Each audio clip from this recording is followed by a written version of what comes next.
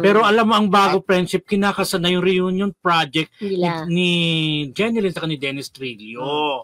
Ayun. Reunion project, pero ito yung first time na magsasama sila sa isang pelikula. First time. First time, hindi yung Rosario, nandun friendship si Dennis saka si Jenny Lin. Pero hindi sila magka-partner. Hindi magka-partner, pero makasama sa pelikula. Pero this time, as mag-jowa, di ba? Paano ko sigurado panonoodin yan ng mga tagahanga nila. Pero alam mo, ito, nabasa ko dati, isa sa mga wish talaga ni Jenny Lin, talagang magkaroon sila ng movie na magkaparehas ni Dennis Trillo. Ang title, Everything About My Wife. Kasi sakto. Because Jenny Lin is my wife na. Sabi ni At kasama dyan si Sam Milby. Ang ganda ng casting, di ba? First time din niya kay Sam, no? Ni Jenny Lin.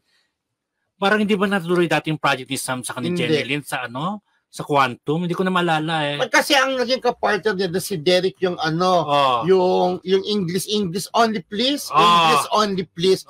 Silang dalawa yun. Yun ang nasa English isip ko only nga. please. Si so, Derek Ramsey. So first time ito na silang tatlo. Hindi kaya triangle ang magiging nun? Parang movie triangle. Kasi hindi na po pwede si Sam Milby. Basta one of those lang, di ba? Sigurado triangle yan. As in. Meron na silang movie, Prenup. Movie. Kaya sabi ko parang, di ba kayo nagtatalong isip ako, parang mayroon That was 2015. Di ba? So, ibig sabihin, syempre, kapartner din yan ni Jenny Lin si Sam Milby. Hindi po pwedeng one of those lang dahil leading man na si Sam Milby, di ba?